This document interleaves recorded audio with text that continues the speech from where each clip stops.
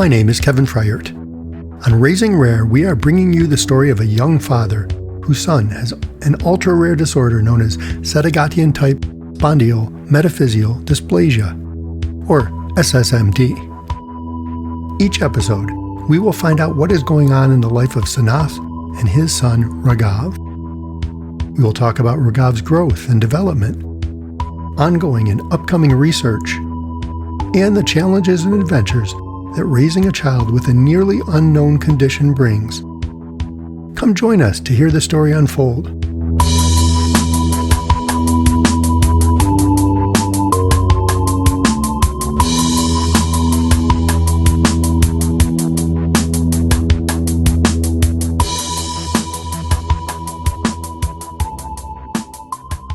So the idea of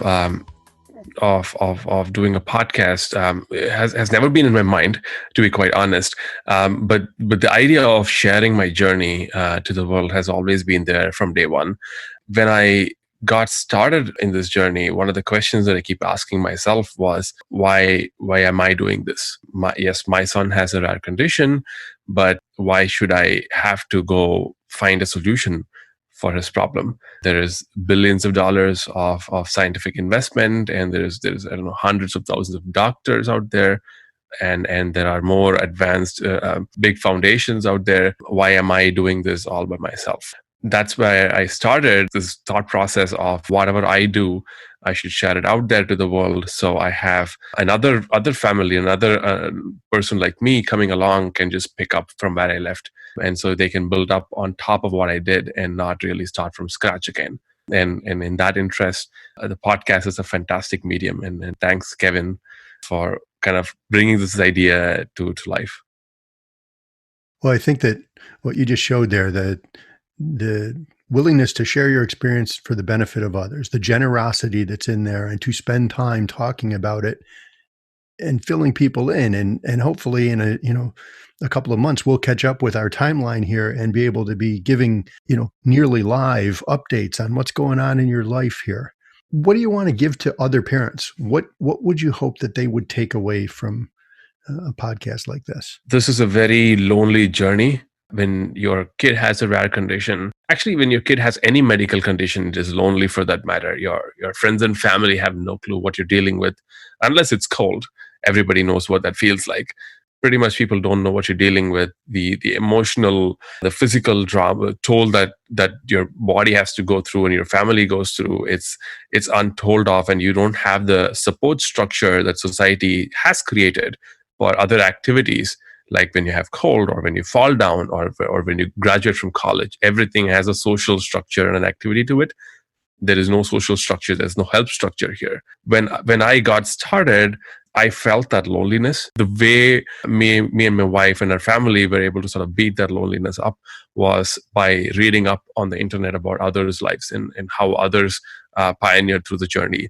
And in the process, we had the pleasure of connecting with several other rare disease communities. Some of them are pretty much like me, getting started. Some of them are a little bit more advanced. Some have multi-million-dollar funding and a big foundation, already way advanced. But whoever these people are, one thing I've realized is they're just like me. They're a parent with a kid that is having a lot of difficulties, and they're trying to do everything they can to change the world. You said there is no social structure for this, and then you went out and you found one. And there is a social structure there. It's kind of hidden though, isn't it? Just like rare diseases are rare, so are the interactions that we have with people around them. I felt the same thing when I came out of industry. Suddenly I was launched into this world of all these patients and families and caregivers who were all in this same space of, when we started, we thought we were alone. And over again, you hear people tell the story of, and then I found someone else. And then I found someone else. And that's a turning point when you start to realize I'm not alone. There's not a lot of us. It's not crowded, but it is a lonely place. To me, the way I actually found people initially in the initial days, in the first few weeks, was YouTube and podcasts. I would go to YouTube and look at, like, just search for rare disease families or whatever. And Global Genes podcast has been my my thing that I would just listen to on the way to work and on the way back home.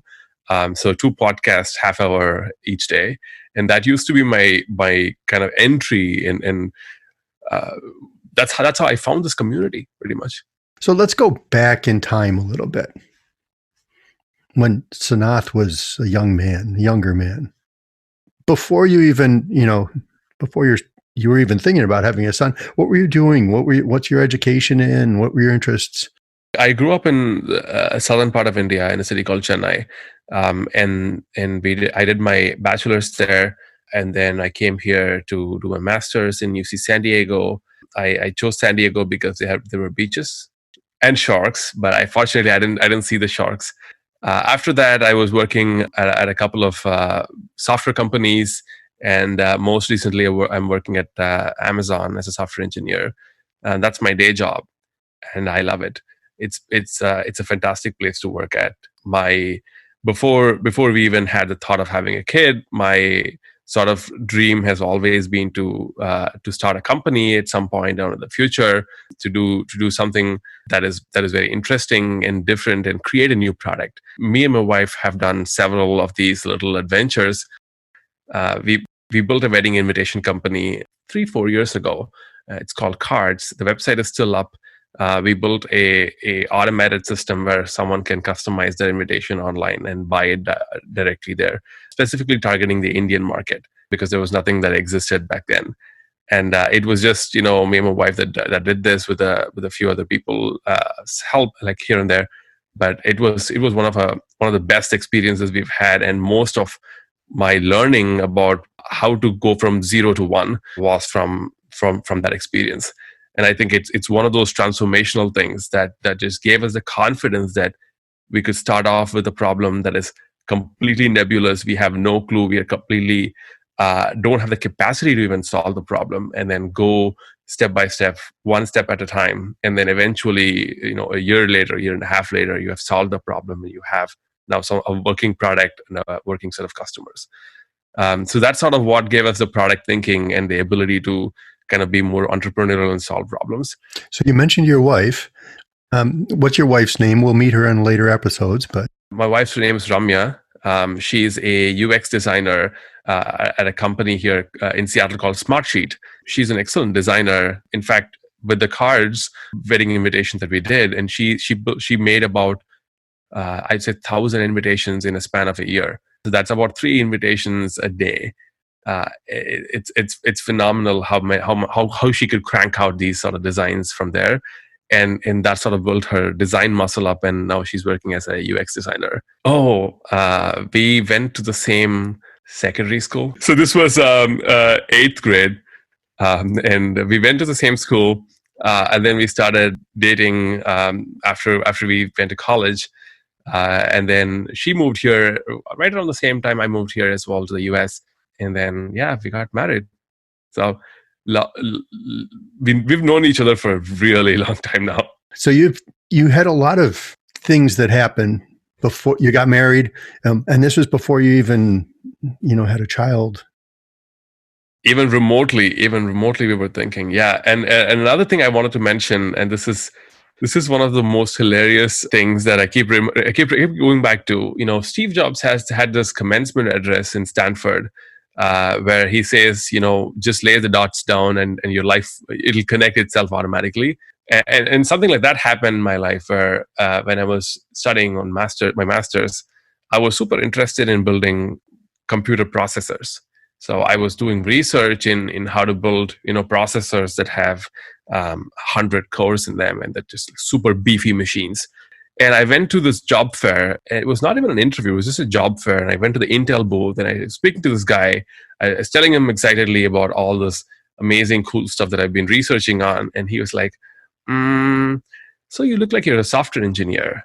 You don't build any hardware because you've just been writing software simulations of hardware. So I don't think you're fit for this job. And that pissed me off. I was like, Intel is my dream job. I was going to go build processors. And now this guy is just like, you're not fit to be an engineer here. And I got so freaked out. And right around that time, my roommate in college was working in biology. And he said he's working with flies and he's working with DNA and he's changing the world. And I was like, okay, I need to change the world just like him. So I went in, sat outside of the job fair hall and emailed a few bioinformatics professors at UC San Diego. And I told them, hey, I know software. I can do some software work for you. Do you have any opening? And that's when I got into one of the labs there and did my master's thesis in bioinformatics. And luckily enough, I actually wrote a paper in Nature. This was a review publication, and it was mostly the postdoc that helped me a lot.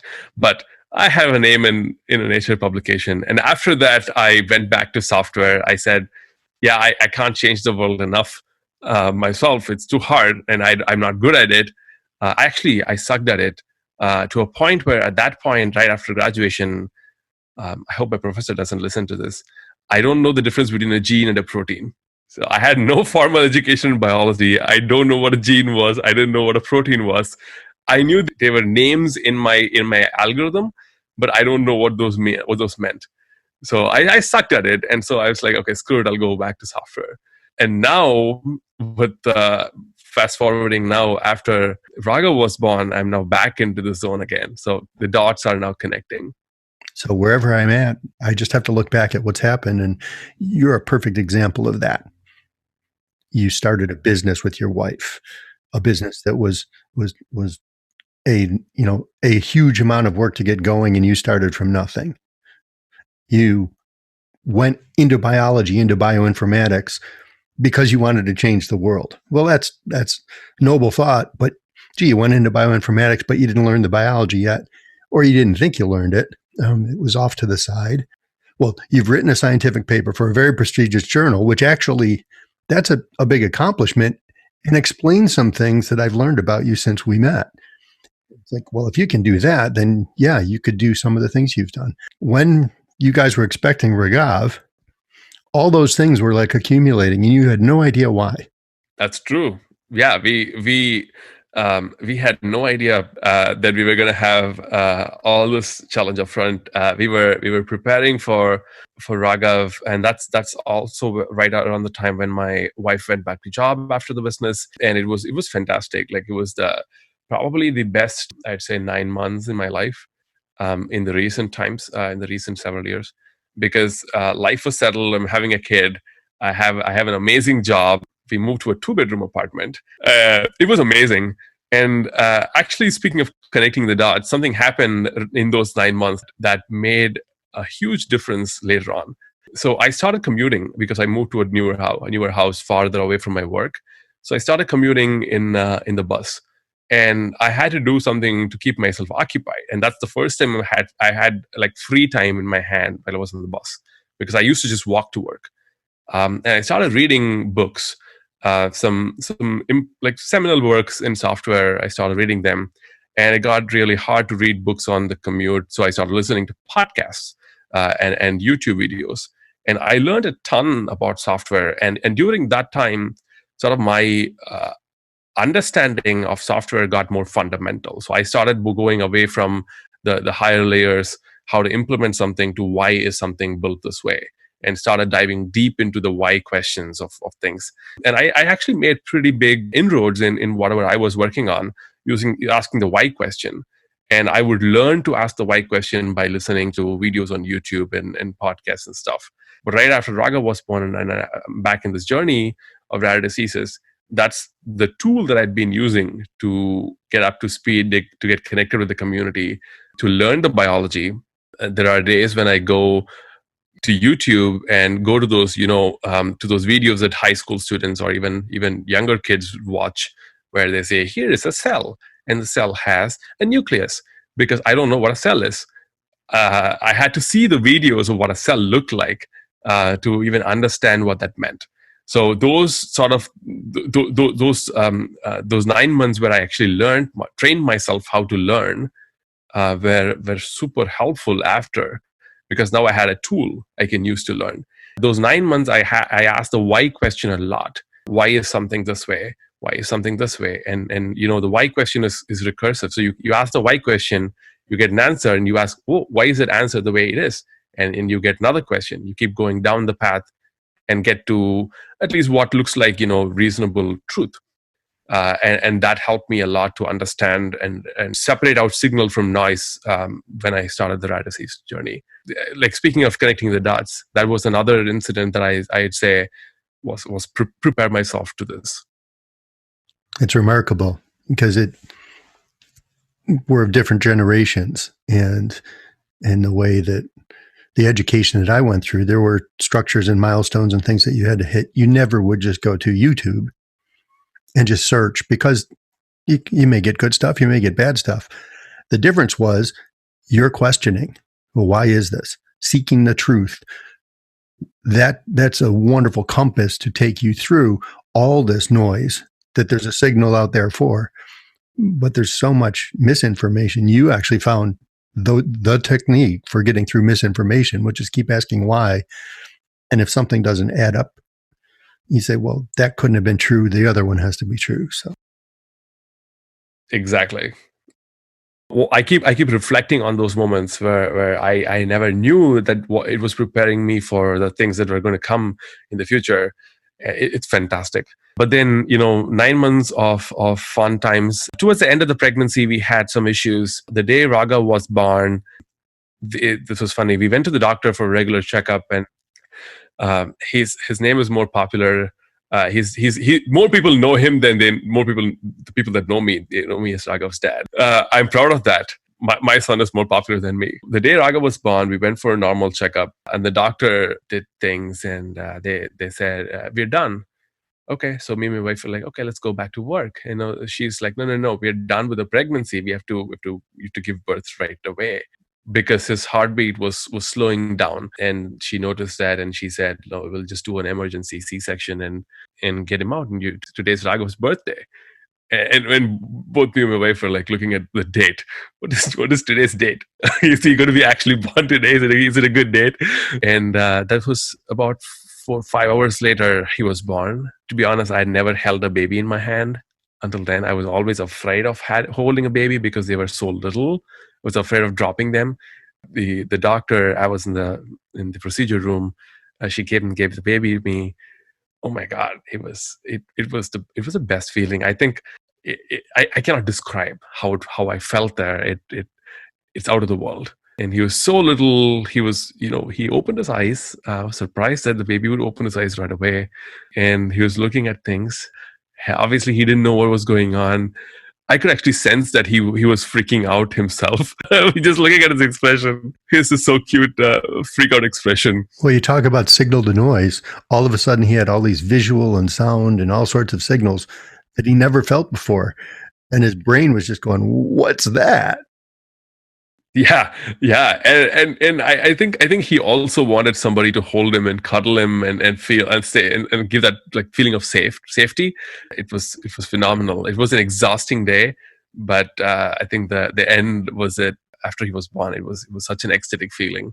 I still remember every moment of the maybe the 2 or 3 hours that happened right after his birth. It is, I think, one of those things that you can never forget. The story started unfolding, I would say 4 or 5 hours after birth. He wouldn't take a bottle. He wouldn't suckle.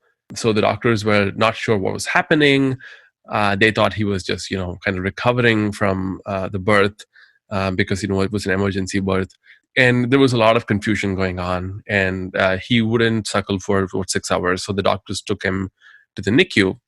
And we didn't know what a NICU was. So NICU is Neonatal Intensive Care Unit. They said NICU, so it sounds fancy. We were just sleeping over the night, and the doctor comes in and she says, I don't think things are going fine. She didn't sugarcoat, which was crazy. I think back about it. She said, I think your son probably has a long-term neurological brain development problem. And this was probably 7 hours after birth. She hadn't taken a single blood test, not a single X-ray, not an MRI, no test. The kid was just in the NICU. He was being stabilized, and she had this observation. And she said, we think this is probably genetic. Now, I don't know if the doctor was brilliant or if she was absolutely bonkers, because 7 hours after birth, She has not done any test, and we're two exhausted parents, and my wife just had a surgery. She's coming and telling us my son has a genetic problem, and it's absolutely we freaked out, and that is a defining moment that sort of led to 4 months of us being in denial about doctors, because we were like, how can she make such a determination with no test at all? Maybe she was brilliant, but her brilliance didn't matter because we thought she was incapable, that she was making the wrong conclusion, wrong diagnosis too soon without even doing anything. And she presented it in a very raw manner to us that we the anger that we felt sort of biased us towards doctor for the next 4 months. Actually, not that doctor, for doctors in general, because we thought that my son was just fine. He is maybe just a little bit slower than normal. Kids are have all different characteristics, and maybe we are just going down this path too soon. And after that, for several days, he was feeding through a feeding tube that was inserted through his nose, and they would feed him a lot of milk through the tube, and he would tolerate it fine, which was good. But then he would never suckle. He just didn't have the strength back then to suckle on anything, on the bottle or whatever. How early was he born? How much before the due date? Actually, he was full term. He was full term. Yeah. So it was not that he was early at all. He was full term. He was supposed to be fine. We then started blaming the feeding tube and the doctor that inserted the feeding tube, saying, he's always full because you keep feeding him all the time, and how is he going to have the hunger to suckle? And at the hospital, their protocol is they wouldn't let you remove the feeding tube because that's life-threatening. So they didn't want to do that. We were transferred from the hospital that he was born to Seattle Children's Hospital. And I have to say, Seattle Children's is amazing. The day that he was transferred there, within about 24 hours, they did so much tests on him, MRI, X-rays, bone scans. They sent labs. I felt like we got so much done in a day, and we knew about his condition and the complexity. And now that gave me confidence that they know what they were doing. And it was a night and day difference to go to the Children's Hospital, and I just love them for what they do. They're amazing, incredible people.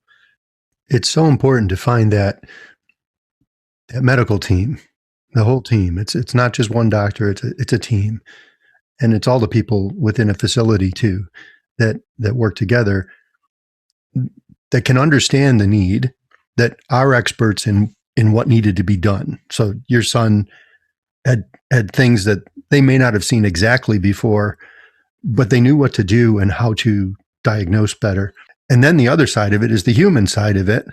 They also were probably much more skilled at building trust between you because they know that's an issue. Your denial isn't the first person who's ever denied when they got less than good news, right? It's you almost just told us about the change curve. You said, well, we were denying, and then we were angry, and then but they know how to deal with that and build trust. And it's such a remarkable difference in a healthcare experience when you find those right people who understand how to treat you and your family well as you're going through this. As I said originally, it's a lonely journey, and sometimes our friends are this medical team that probably understand the journey most and can sympathize with us the most compared to anybody else. I think finding the right medical team, I cannot state it anymore.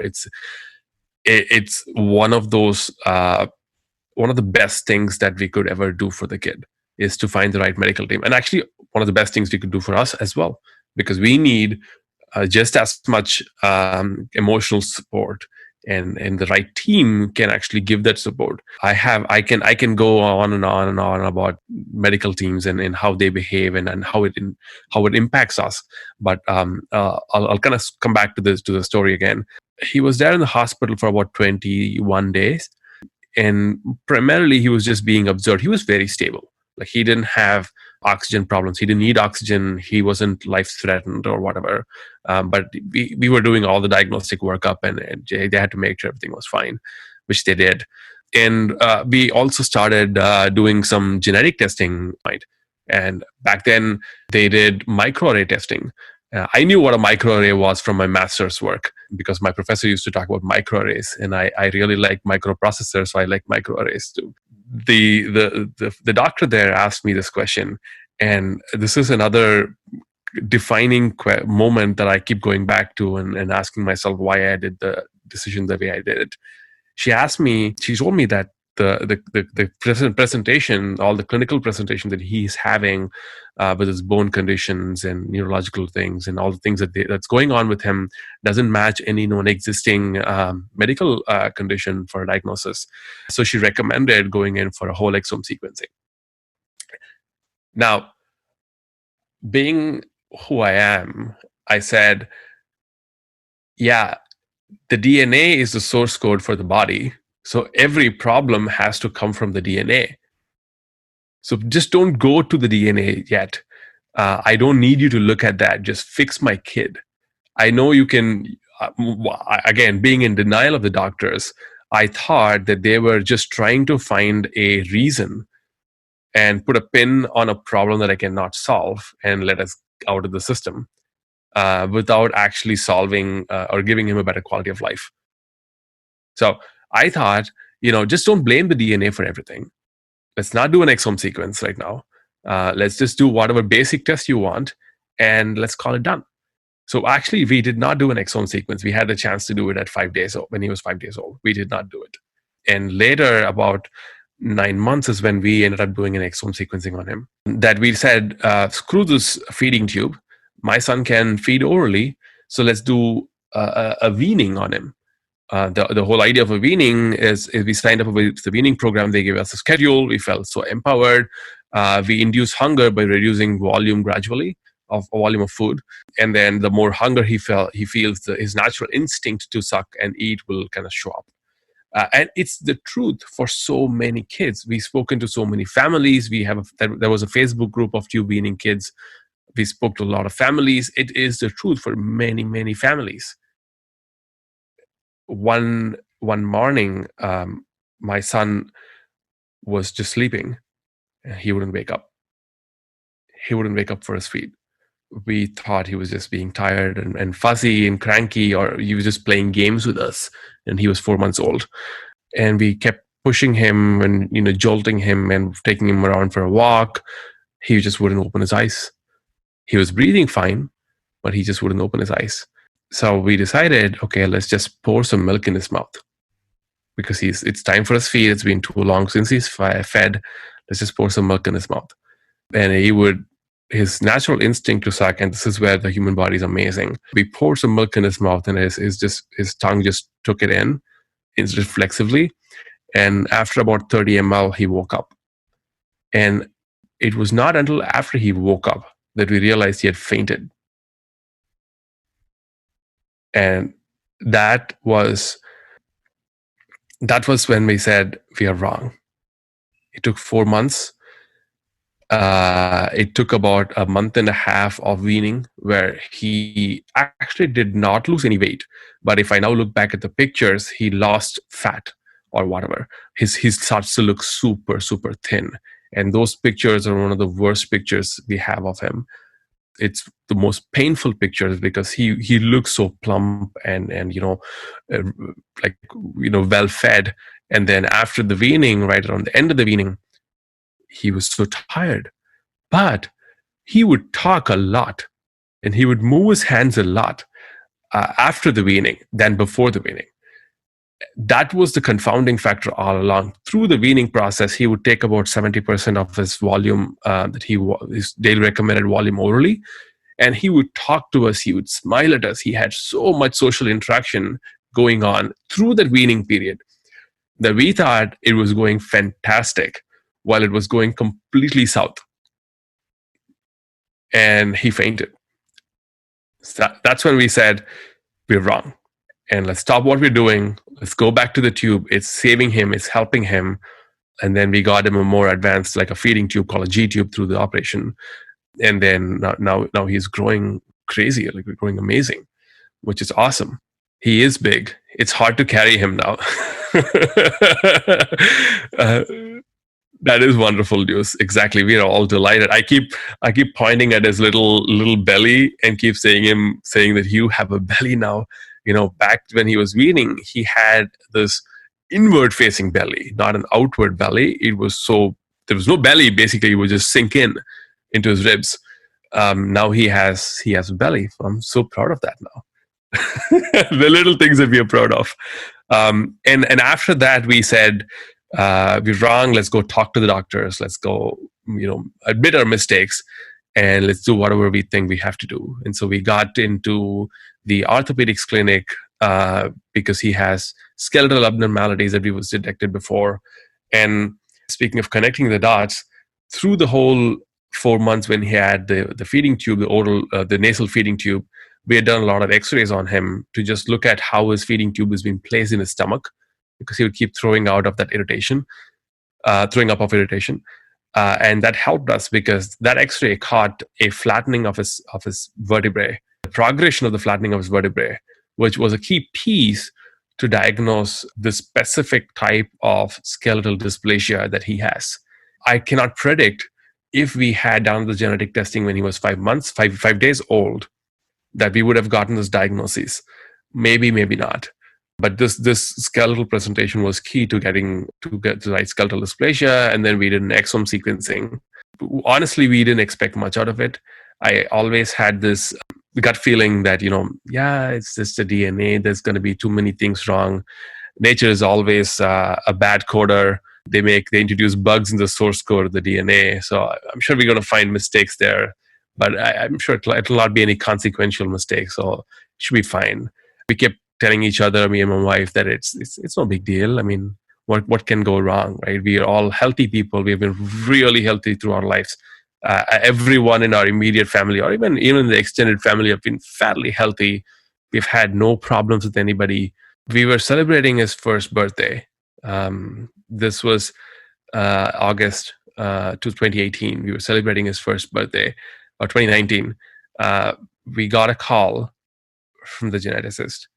And she said, we have your son's exome results. He has this mutation in this gene called GPX4. And she said, we don't really know much about this mutation in the science of the literature at all. But the only thing we knew was that the two kids that they were reported to have this condition passed away a few weeks after birth. But your son is 1 year old, so I think he's doing better. I couldn't understand the meaning of the word better at that point. I've heard the word better so many times in my life. I just couldn't understand how you would say living is better than dying. I mean, that's not even a sentence, right? Like you cannot expect anybody to die. No, it's impossible. And 1 year later, someone else comes and certifies that my son is better because he's living than dying. Back then, it was something as if someone spoke to me in Greek and Latin. My mind couldn't grapple with that fact. And we went on with the birthday party. We had no idea what was going on. We had an appointment scheduled to talk to them. We went and spoke with them. She gave us a couple of papers. This is all new. When you get a diagnosis like this, we don't really know what's going to happen. And they didn't know what was going to happen to him in the future either, because there were no kids that lived past few weeks with this condition. So nobody even knew what life for these kids looks like. And now we're sitting there thinking, is my son going to be fine? Or is he going to be having a serious life-threatening condition? Or is he going to be disabled and having trouble all through his future? We don't really know. You can continue to follow Raghav's story next time on Raising Rare.